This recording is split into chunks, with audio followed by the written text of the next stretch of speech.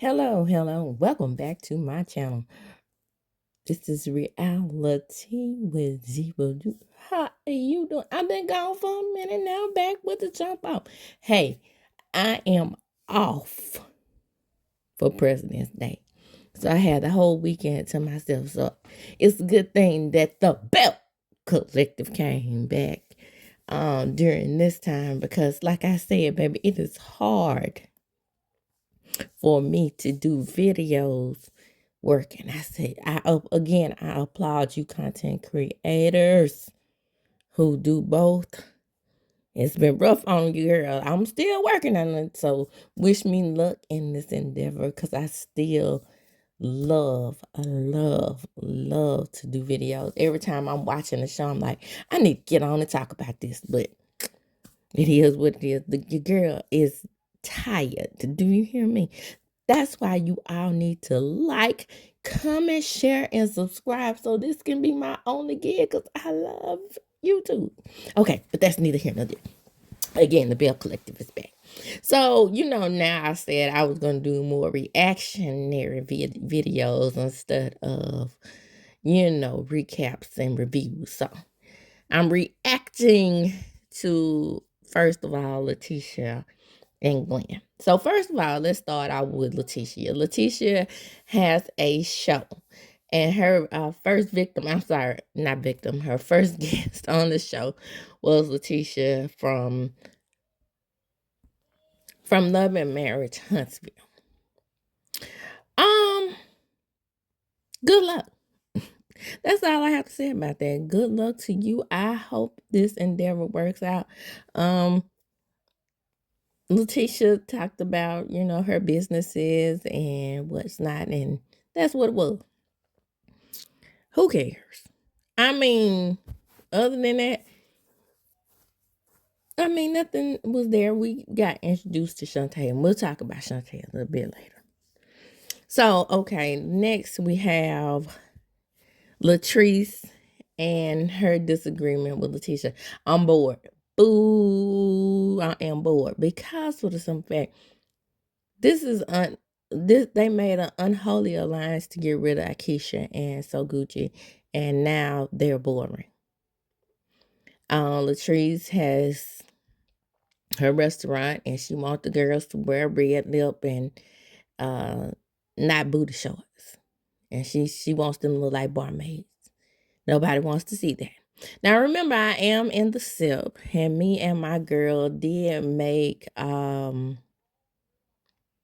we went past there. My children had a chess tournament in Jackson, so me and my friend, we went to look over there to see if it was, satisfying and fondling at the taste. So we made damn reservations, and then she got sick or something and had to keep her kids or something like that. So we didn't get to go. We were supposed to go on the night before the Super Bowl. Yeah, I want to try some wings. But we'll get there. Okay, so that's neither here nor there. So Mr. Mamas, aka Woodstock, aka I can't really talk, aka aka what else do I call him? Oh, subtitles. Baby. I call him aka Mamas, aka Woodstock, aka Mr. Mama. If y'all don't get some subtitles up on the subtitles name so we can understand him, apparently he is missing his son figure Glenn. So my reaction to that is none. Again, the show was boring so far. Next we have still LATISHIA and Glenn. They are at a crossroads because Glenn wants her at home. He doesn't want her to be Miss Independent. Miss Independent. He wants a stay-at-home wife. You got to be doing, in today's society, Glendale, you have to be doing stay-at-home wife type shit. You know what I'm saying? You, as a man, We are not the type of women that will stay at home now and just cater to you without you doing the same. What is your occupation? Besides being a leech and attached to LATISHIA on this show, what is your occupation? Hmm? We know you once was a riverboat man. We know you once owned a box truck without telling LATISHIA that you was gonna buy the box truck. Now, what is your occupation now? I'll wait. Todd Tucker. And so they go see this man named Mr. Steve. The people are tired. We don't care about you, Mr. Steve, and y'all counseling. Next. What does Tamra have going on? Y'all, I used to be the biggest champion for Tamra. I don't get it. I don't get her role in the show anymore. I think now I'm beginning to see that it's because of her radio personality and the fact that they have some type of loyalty to her because maybe she is a radio personality. But other than that, womp womp. I am so disappointed because out of all of them, it is her who I was rooting for the most because I know of her in some way. I mean, we went to school together, so I'm like, ooh, I was rooting for you. I cannot. So then we have, you see how boring this was? I forgot all about KERI and going to Tipsy. Now, KERI is looking for a venue for her party, and Brick and Spoons, we find out, is in Mobile, is in disarray. I think Miss KERI, babe, I think she needs to open a restaurant in Jackson. That way she won't have an excuse to leave the coast and come just to film. That way she'll have her restaurant. You know she's a generic great value AIKISHA anyway. So that way she'll have a restaurant, put it on Fair Street. Next. So next we have Shantae and LATISHIA and Marie Monroe. See, we find out that Cedric and Marie has broken up. Now I'm going to react to Cedric's breakup with Marie in a minute, but Marie is telling LATISHIA about how she caught him in the act, going through Sorry's information. She went through Sorry's information and she found out that he had been emailing his ex-girlfriend. Okay, I mean, my reaction to that is, girl, are you surprised? Why are we? This is a known cheater. If we are to believe that you all were back together in the first place. Now, her telling her little assistant, Suri, because, Suri is now her assistant. Excuse me. Her telling her business. There's a limit to that. Okay, me being a social worker, aka psychology major, I don't see anything wrong with this. See, because when you are in the field of social work and you are in the field of psychology, your mind is more open, and we are not closed off to the fact that in some ways these things have to be expressed. We are not closed off to the fact that the world is happening. And in their world at this point, mom and dad got back together allegedly, and daughter is seeing things from alleged relationship that she probably shouldn't be seeing anyway. So what's the best way to explain to her than to just come out and say it? Now, a lot of people probably have an issue with me because I told my daughters when they were 6, 5, able to understand because they were still coming in the bathroom with me. Maybe 4, maybe even younger than that. I don't know. I know they were very young. They were coming in the bathroom with me. They thought something was happening to me because I was having my cycle. Mom, what is that? You're gonna die. What is this? What's wrong? And so I sat them down and explained to them, babe, No, don't panic. You are girls. You will also experience this. It is called a menstrual cycle. And that menstrual cycle, it sheds off what they call water. And in that water, in the shedding cycle, is blood. And people went crazy by me telling them that. And lo and behold, my daughter went through the precocious puberty and had hers when she was 7. So she knew what it was. She wasn't shocked. She just came in and said, Mom, I think something is happening to me. And I don't think it's time. Basically what she said, because I had told her she would be about 10, 11, when it happened. And so I don't, with my social work mind and my psychology mind, I don't have a problem with you telling your children the truth. The way that Marie handled it to me was okay. She's not. A lot of people said, well, she's bringing a child into an adult situation. She did not. Because that child is old enough to understand that her father is embarrassing her, popping her up at her damn dance recitals, and embarrassing her on this show by constantly cheating on her mom. So she has to, if he stops coming around in his sleigh bed, she's gonna know something is wrong anyway.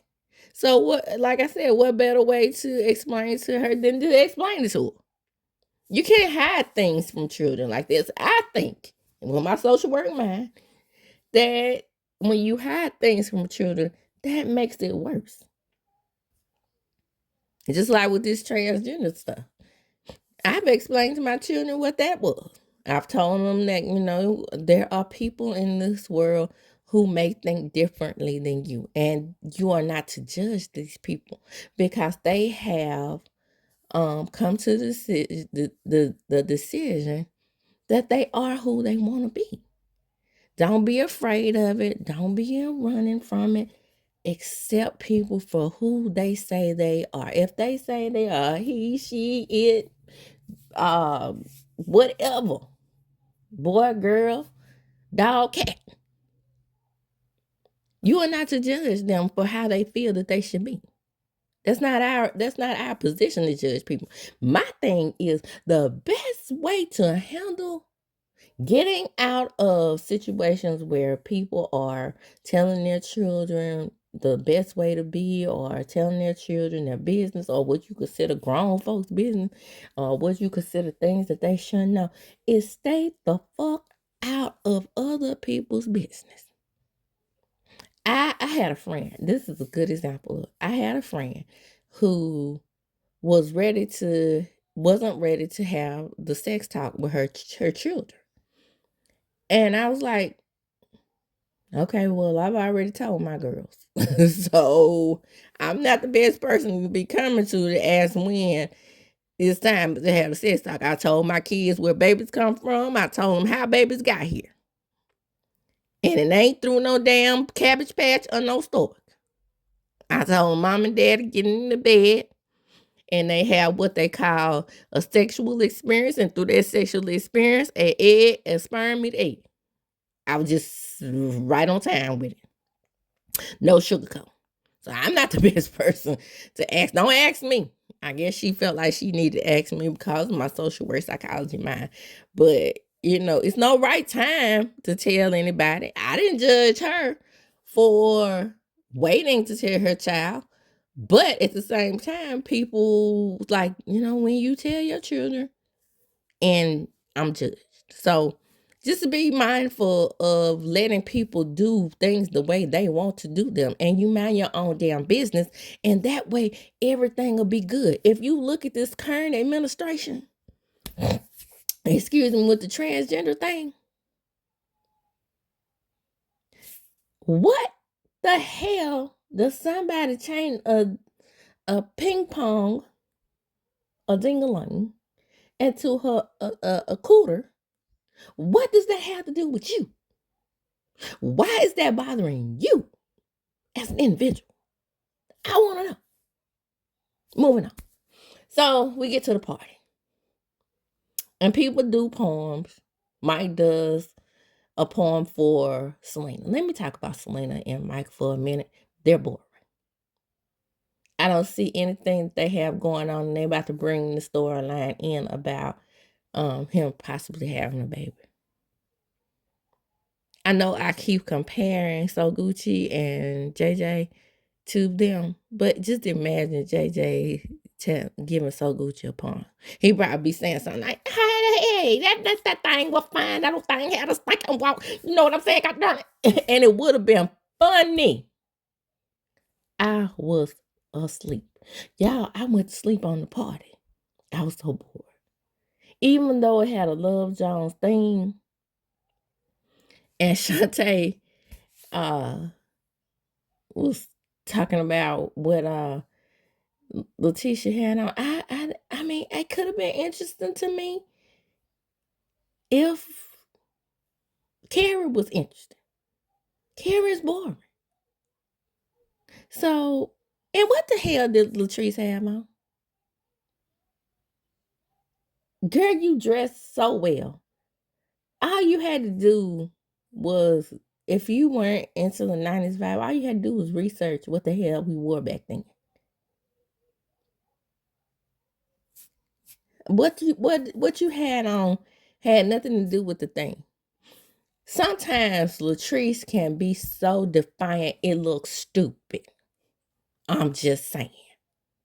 It looks out of place and very, very whack.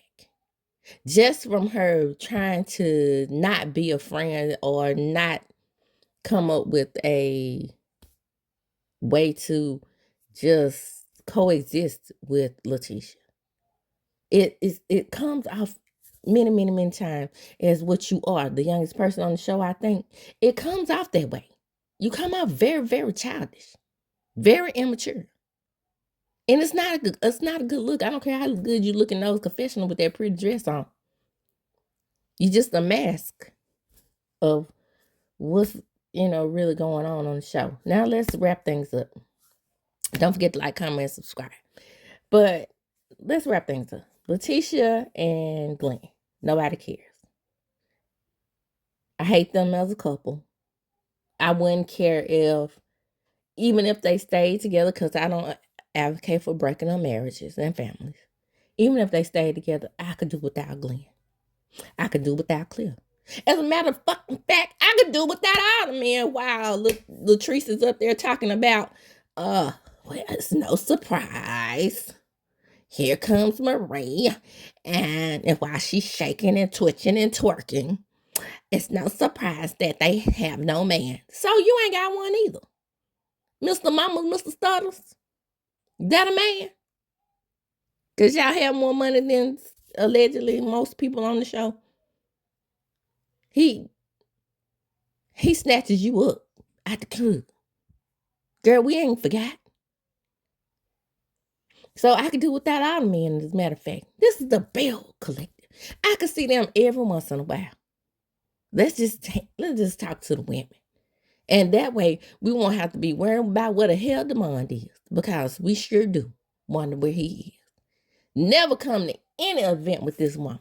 No explanation as to where he is. Are they together? Are they not together? Doesn't come to the reunions with her. So let it be about the women. Let it be about these powerful women and what they're doing.